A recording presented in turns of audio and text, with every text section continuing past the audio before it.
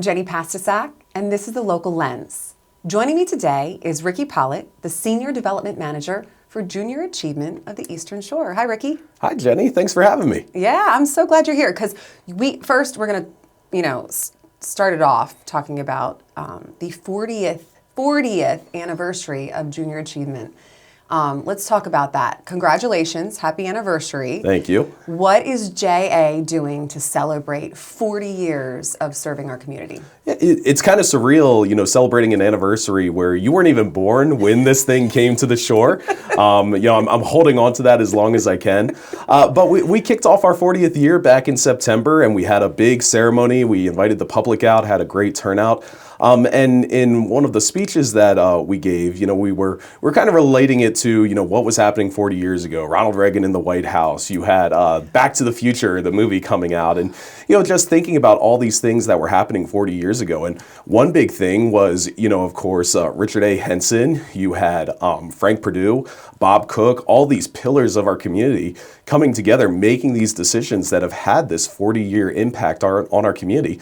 And one of them was Junior Achievement. They saw the impact that Jay was having in Wilmington and throughout the country, and they said, this is something that we need to have on the Eastern Shore. So, because of these great minds that have really shaped our community, we've been able to form a JA chapter down here that has made an immense impact on our students. And we'll talk about the new center, I'm sure, coming up, but we have a lot of really exciting things going on right now. And again, just looking at where we've come in these last 40 years, it's been remarkable. And I think, too, you look at 40 years ago, what JA was and what it is today, hence the new facility. Mm-hmm. And that is just mind-blowing to even today to people in our community. I got to, I had the opportunity to experience and volunteer there. Yeah.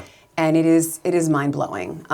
There is some amazing things going on. So let's talk about the new JA Center and how it's served you and the community. Sure. So first off, for those who may not be too familiar with JA, I always describe it as a nonprofit organization that provides students with the tools and resources to achieve financial and career success. We are in every school from Kent down to Somerset County on the Eastern Shore of Maryland. We also serve students in Accomack County and Northampton County, Virginia. And we've just moved into some schools in Sussex County, Delaware. So we are all over the place. Yeah. With the memorandum of understanding that we have with our school districts, it means that every single public school in that range receives JA programming.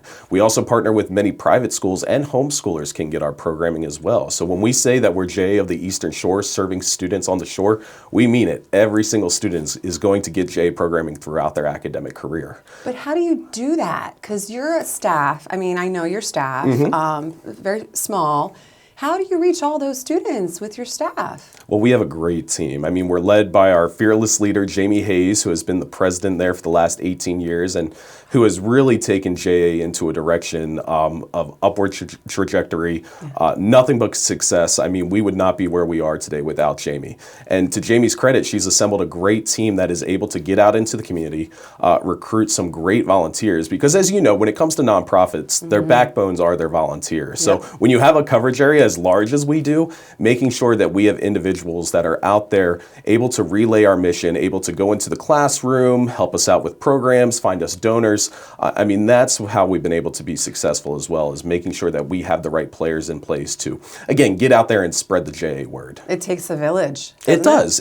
And when it's a mission that is serving students, regardless if you have kids or not, it's something that everyone can get behind. We want to leave our future better than how we found it. So, I think for my job, as well as many others on my team, it's very easy to recruit people to get behind us with this mission.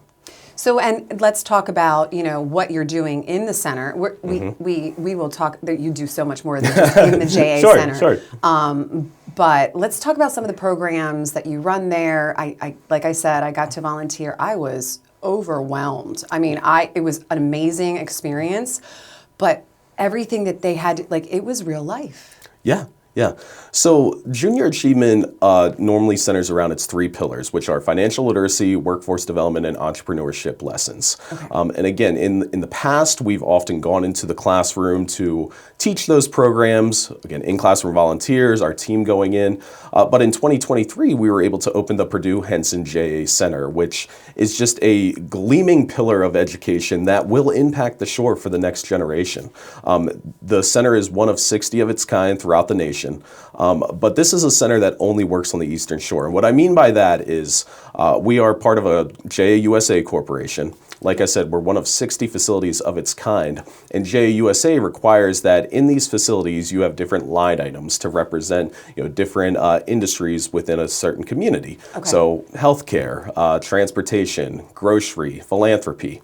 And why I say that the one on the Eastern Shore would only work here is because we're able to localize it. We have partners like Pohanka, Tidal Health, Green Street Housing, Chick-fil-A that come in and help make this center what it is. So to your question about what programs we have at the center, it's really targeting our 6th, 7th, and 10th graders. So our 6th grade students, they go through a program called JA BizTown. BizTown is a great program. I love just seeing the look on the kids' faces when they dive into it. We have students come in, they're given a task for the day, and they're given a different job role as well. So they may work in a hospital as a nurse, a doctor, an IT technician, a pharmacist, a CFO. They may work over at Pohanka as a car salesman, a manager. They may work at Ocean City Hotel Restaurant Association as a hotel manager, as a realtor, stuff like that. So a student is given a job role, and then he or she will have a plethora of tasks that they need to complete throughout the day. So they'll complete those tasks, but then they're also going from business to business to see how these different organizations operate within one another or with one another to make a community thrive. They're able to see how Tidal Health provides countless employment opportunities to their parents, their guardians, people that they know. They're able to go down the street and see how NASA here in Wallops has several entry-level positions. I think a lot of people have this misconception that you have to have all this schooling to work at NASA. And don't get me wrong, there are plenty of positions that do that. But NASA has so many entry-level opportunities where students can come right out of the classroom, get some certification, and start working there as we go to space. So I think, making sure that these career opportunities are on display for students is extremely important as they get ready to make that next step in their both academic and professional careers. And I remember too, it wasn't just the job. It's you got to pay taxes, you got to vote, payroll's due, and the bank is like, we didn't get your payroll. Like there's a little bit of stress there, but it's because this is real life, kids, and this is kind of what you're going to face as you enter the real world, and it just gives them a little taste of it. Oh, I don't have enough money? What do you mean? It's very eye-opening. Yeah. Prior to coming to the center, students go through 13 in-classroom lessons, so they understand exactly what they're going to be seeing, what the jobs are going to be, what their objectives are for the day.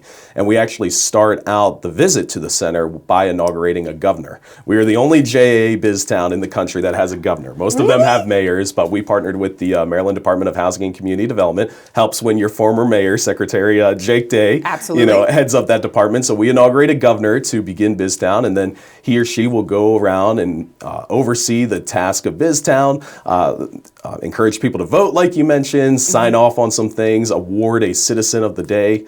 But again, just making sure that the town is running as expected. You have a cleaning person that comes around every day. We have a Salisbury Kindness Commissioner that goes around and promotes kindness. That. Yes. So I know that's a position that we're really happy about. We have bank tellers. We have Salisbury University representatives. We have all of our higher education partners like Warwick, UMES, Chesapeake College, Eastern Shore of Virginia Community College, all coming together to promote everything that we have here on the Eastern Shore. And one of the reasons we do that, I was born and raised on the Eastern Shore. I was told my entire life that I had to leave the shore to find career success. That's not the case. We're trying to eliminate that misconception and let students know about all the opportunities that await them once they enter the workforce. And that we live in a really wonderful place. 100%. It's a great place to raise a family. It's a great place to have success. Yeah. So we want to keep our local talent local. When I talk to our partners in the workforce, the number one thing they tell me is we have a workforce shortage right now, which obviously we can all see. Well, that's why Junior Achievement implements these different programs so that we can keep our local workforce successful and thriving. I mean, wouldn't you want to hire employees that have that familiarity and understanding of the area, understands what our challenges here on the shore? If we can provide the tools and resources to make sure that they can hit the ground running once they get into the workforce, it's only going to benefit all parties. Absolutely. Absolutely. So that's BizTown. What are some other programs? Sure. So the 7th grade program is called J Finance Park. That is all about budgeting. So students come in. Yeah, right. It's something Can adults take exactly. We always joke. All the adults need that as well sometimes. But students come in. They're given a life scenario for the day. For example, they're told that they're 40 years old. They make $50,000 a year. They're a single parent with 2 kids. They have to go and budget through different line items to make sure that they have money left over at the end of the day. They have to make a car payment. They have to buy a house or rent an apartment. They have to buy groceries, insurance, childcare. So, like I said earlier, seeing kind of the eyes light up with these students and hearing their remarks after they go through each line item, it's really amazing to see. We often hear the response of, well, my spouse is taking public transportation because I'm not buying them a car. Or, students also joke, well, I'm putting my kid up for adoption because they're too expensive. And we say to them, well, now you understand when your parent or guardian says to you, hey, we're going to eat in tonight because we have that at home, or you're not getting that Xbox game because it's too expensive. Now you have an understanding. And again, we're not expecting them to go home and manage their parents' budgets just like that, but it's the first step. And I think that's the important thing to understand with Junior Achievement is it's constant steps to make sure that they're ready to succeed once they exit the classroom. Yes. We stick with these students throughout their entire academic career. So every year things get a little more enhanced, a little more advanced. And again, just making sure that students continue to learn these very important traits to succeed. Because these are life skills. You have math, you have English, you have science. These are life skills that you're applying every day. Exactly. And one of my favorites too is right out of the Pohanka storefront during our BizTown program, students have to change a tire. I mean, I have many friends that have no idea how to change a tire. And, we're lucky enough where we're on the Eastern Shore, and if you see somebody broken down on the side of the road, chances are somebody's going to pull off and help you. But still, that's an essential skill that you should know. So writing a check, I always tell the story that I was 19 years old when I went to pay my first rent check. I had to call my mother because I had no idea how to fill out a check. So teaching students how to do that as well. So no, you're absolutely right. Life skills that are going to ensure both financial and career success. Like I said, what our mission is, that's what we're trying to do at JA. Okay.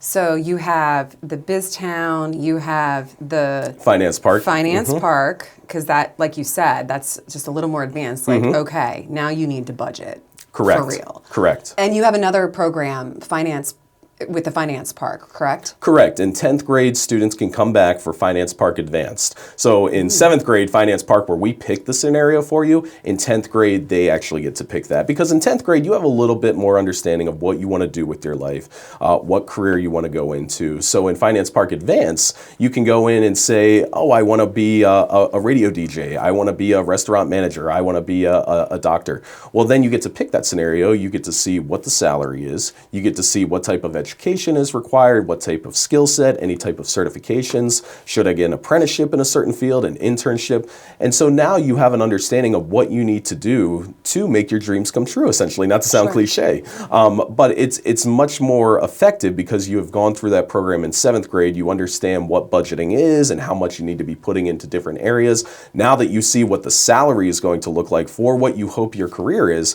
you have a better understanding of, how you need to divvy out money. Right, but and also to, what goes into financing that education to get where you need to be. Because they need to start thinking about, 10th grade, absolutely, you need to start thinking about your plans and your future so you know what it will take to implement that.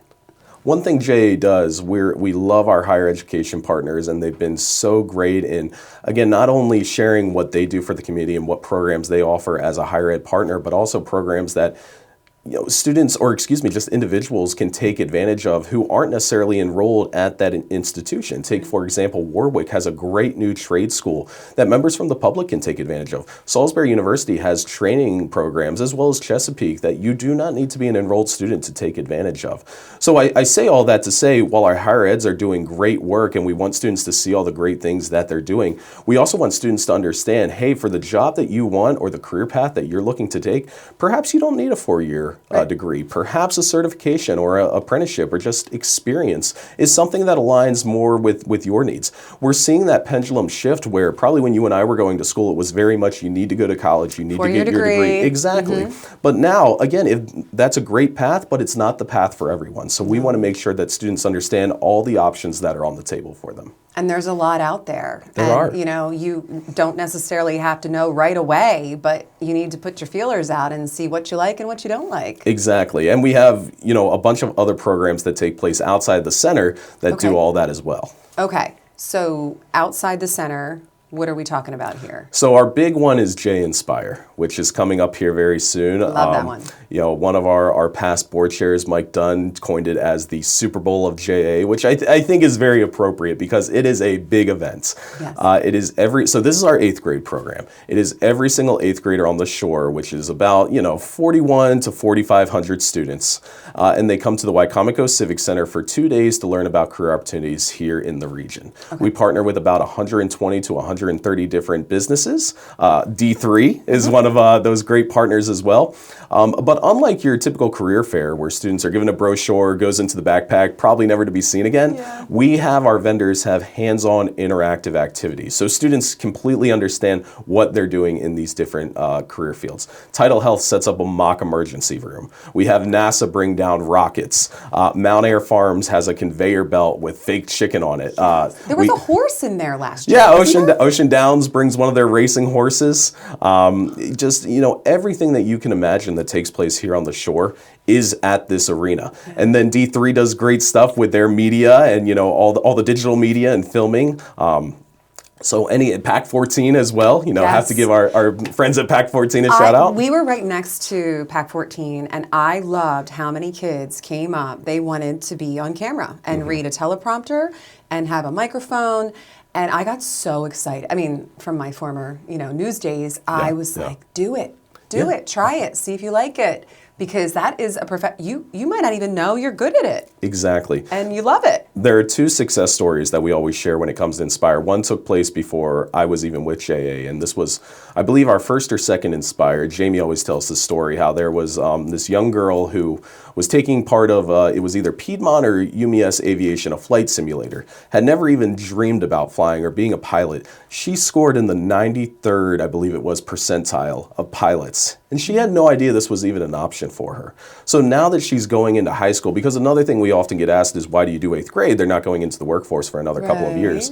Well, now they're about to go into high school, have a little more freedom with the classes that they pick. They can join some extracurriculars, some groups, apprenticeships, internships, like I talked about earlier. So the seeds are really getting planted at that 8th grade stage. So now they understand, what classes they need to take as they go forward.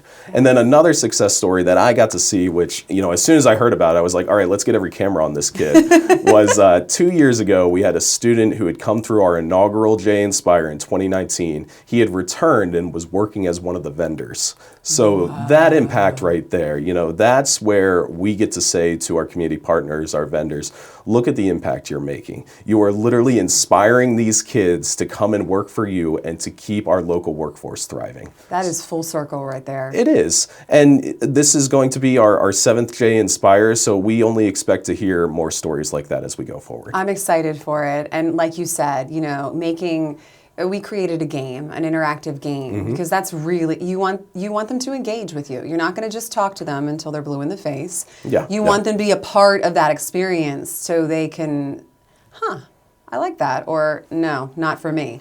But at least they know it's not for them then. Exactly. I'll also say credit to our team. We're always adapting. We like to adapt with the times. We see the challenges and the struggles that our community goes through, and we implement that into our curriculum. So, for example, this year we're introducing a new program called J Empower. What J Empower is essentially J Inspire, but for our high school students. Going back to my earlier point, 8th grade is great. You're doing the investing piece. It's important because we're planting the seeds, but our workforce development partners need help now. So by having a program that is essentially the exact same program, that hands-on interactive element, but now you're doing it for juniors and seniors who are ready to make that next step, who went to J Inspire just a couple of years ago and had the Inspire aspect take place. Now they're ready to start putting pen to paper and hopefully find those entry-level employment positions, hopefully find internship, apprenticeships. Do they want to do a military service? Do they want to go into higher ed? We're ensuring that all those partners are at the table to have an experience where students can walk away feeling successful and having that plan in place once they leave J Empower. And I think about even inside the school system, like CTE at Parkside, you get to experience, a hammer in your hand, building a house or building a shed, and I think that hands-on experience is what allows students to really know if that's the route they want to go. Our CTE partners have been amazing, whether it's here in Wicomico or just throughout the shore. We always try to make sure that they're at Inspire and Empower to, just like you said, encourage that hands-on element. I'll also point out the addition of the career coaches, something that was required with the Maryland Blueprint, having them come on and be that additional bridge with us and our programs and the students themselves. So for example, after the Inspire event, the career coaches can go to these students and say, all right, it looks like you really enjoyed the healthcare booths, or you really enjoyed the agriculture booths. Now, how can I help you to make sure that you're connecting with those industry leaders to take what you learned at Inspire and applying it to your career development and your career preparation? I love that. They've been a great asset. I mean, that's what kind of brings it all together, too. Correct. That's fantastic. It is. And again, those are just a handful of programs. We have a bunch of other programs that I'd love to tell you about. One is our Leadership Academy, which again, D3 has partnered with us in the past. Leadership Academy is a newer program to JA. I don't have to tell you, these students sat for 2.5 years behind a computer screen, and unfortunately a lot of them lack those social skills that you and I had when we were growing up, that ability to carry a conversation. Unless there's a phone in front of their face, unfortunately a lot of them seem lost. So one thing that the Leadership Academy aims to accomplish is getting students out of their shells by partnering them with established individuals like yourself, community leaders who can say to them, hey, I was in your shoes not that long ago. Here's what I did. Here's some advice that I have for you as you are preparing to take your next step, but also here's how you should stand out in an interview to an employer. Here's how maybe you can boost a resume. Here's the importance of being civically engaged and joining groups like a Lions Club, a Moose, a Rotary. So I think this past year we had about 20 representatives come in and speak to students. We're seeing a lot of great impact with that. We also have representatives from what we call the 3 E's, employed, enlist, and enrolled. So you have representatives that come in and talk about those next steps, able to say, all right, if you want to go to a higher education, here's the route that you need to take. Here's what financial aid looks like. Here's how student loan payment works. Maybe you want to have a career in military service. Here's what that looks like. Can you do 10 push-ups? Well, you better get ready. Or do you want to go right into the workforce? So making sure we have those representatives. We have a great section called speed networking, where students learn the importance of a handshake, eye contact, how to maintain a conversation. So trying to implement programs like that as well only adds to the other programs that do center around that financial literacy, workforce development, entrepreneurship.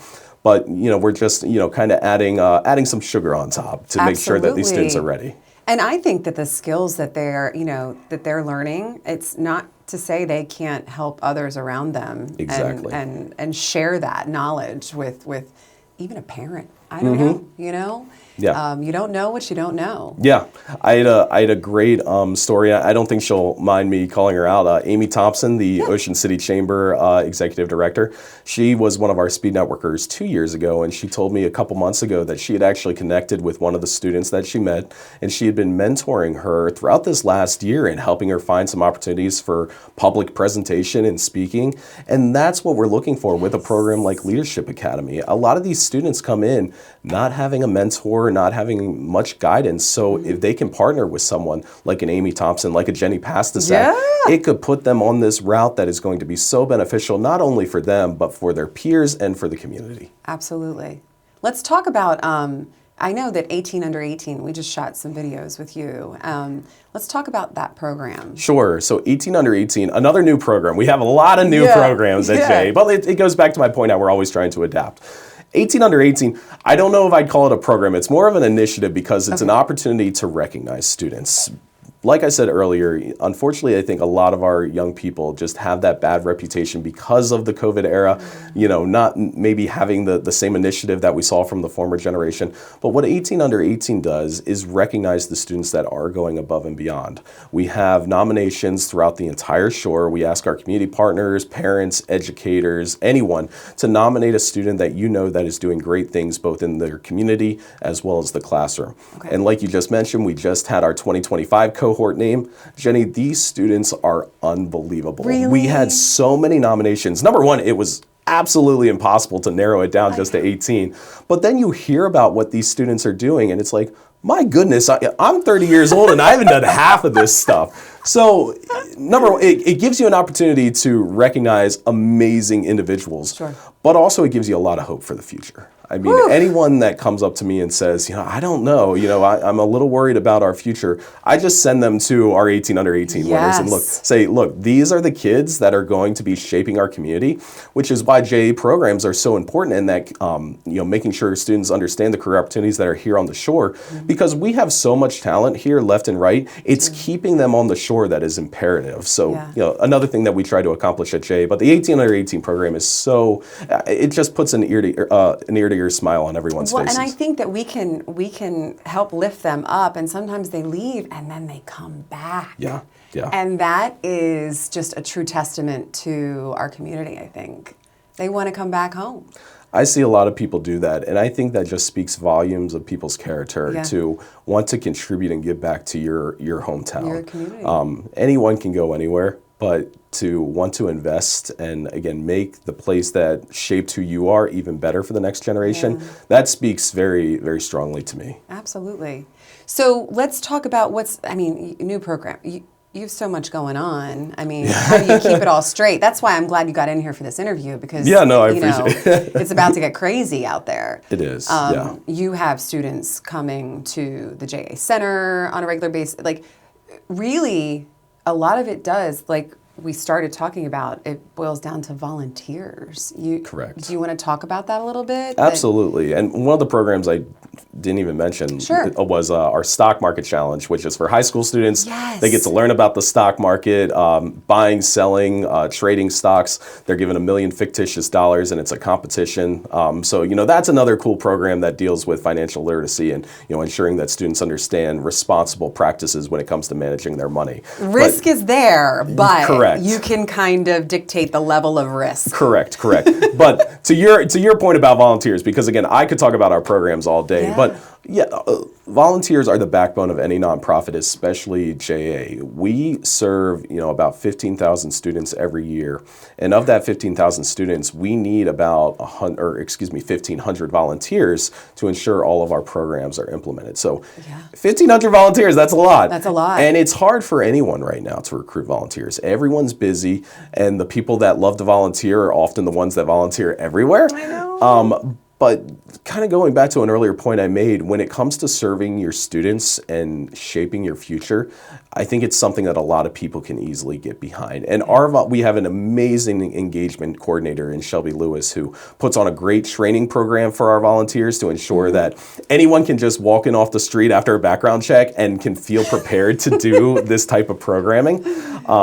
And oftentimes, the retention rate that we have with our volunteers is amazing. They come in, maybe they're a little hesitant at first because, even myself, it's sometimes hard to work with kids. Right? But then they see what the experience is like, and they're always like, I can't wait to come back. Let me know when your next program is. But that said, we're always looking for volunteers. If anyone wants to volunteer, they can reach out to myself, reach out to anyone on our team.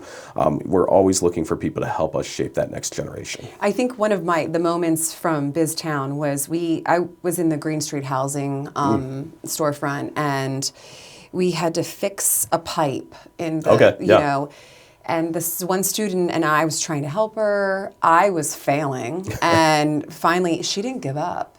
And then she came over to me because I was then trying to help someone else. She's like, I did it. And that aha moment, I was like, you did? I couldn't even do it. And she just didn't give up. And I think that was just the beautiful moment of, wow, she took it upon herself to figure it out, and she did it. And that accomplishment, I'm like, you're awesome. I mean, you fixed a pipe, but it wasn't easy, you know? So those moments of seeing the students shine, it's so worth it for the volunteers. Our young people don't get enough credit. You look at what they've gone through just, in these last couple of years. Yeah. And you look at all the technology that is in the palm of their hands, all the resources. It's overwhelming to me. I can't imagine being a 14, 15, 16-year-old trying to figure out everything else and having all of this and all this pressure on myself. But to your point, these kids, they might be a little quiet at times. They might, want to be on their phones, but they're resilient. They will constantly show up and prove that they're intelligent, they know what they're doing, and that they're ready to succeed.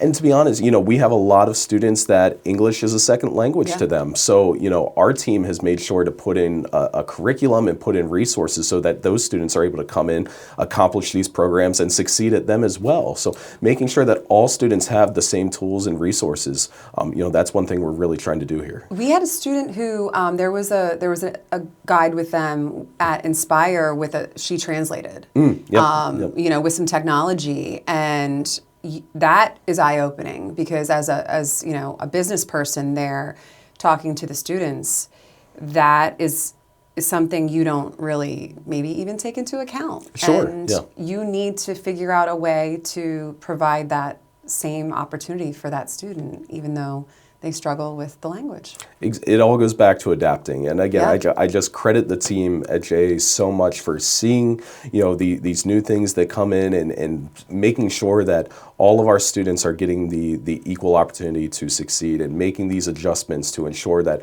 whether it's students who have a learning disability or, again, English is a second language, they can still succeed at these programs, which is just one of the several reasons I love working at JA. So if people do want to volunteer, what do they do? How do they?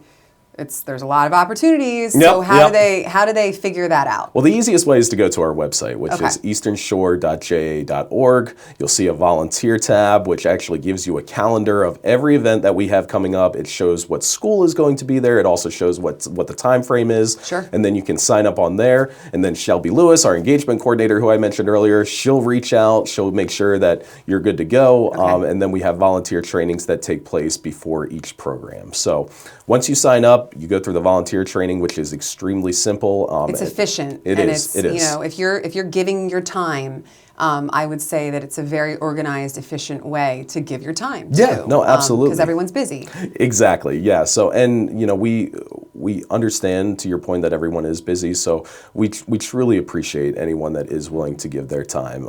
And even if it's only for an hour or two, just come in, see what we're doing, and I guarantee you're going to walk away with a smile because it's not even as much as what we're doing, but what the young people are doing. Sure. Like I said, gives me a lot of hope for our future. And what's next? What's new? I mean, is there, I shouldn't even ask that. I don't know, because there's so much. I mean, is there something even dangling down the line that you guys are looking at? Well, sure. So I can't predict the next 40 years, but, our president, Jamie, is in constant talks with, JUSA and our corporate partners about new programs and new initiatives that are coming down the pipeline. There's a couple that are, have the staff really excited that we're hoping to, implement here in the next couple of years. Okay. But the center as well, just opening here in the last 2 years. Yeah. That's something that we're starting to compile data and seeing what we have here, how we can improve that. Because I often say with the center, with the lease that we signed, it was for 99 years. So think of it this way, and incorporating the MOU that we have with our school districts, your kids, your grandkids, your great-grandkids, if they are here on the shore, they are going to go through the Purdue Henson JA Center. So we just have this massive, iconic beacon of education. We want to make sure that we're constantly improving it to ensure that our young people are succeeding. That is fantastic. My great-grandchildren, huh? Yeah. I can't wait. Yeah. Super cool. Yeah, I hope to still be a JA when my kids come in and, they can see the experience. That's one of my dreams. Ricky, thank you so much for joining me today and sharing all of this great information with our community. Well, thank you, Jenny, and thank you for all the support that you and PAC-14 continue to provide us and our students. Thank you so much for joining us. This is The Local Lens. I'm Jenny Pastisak, and I'll see you next time.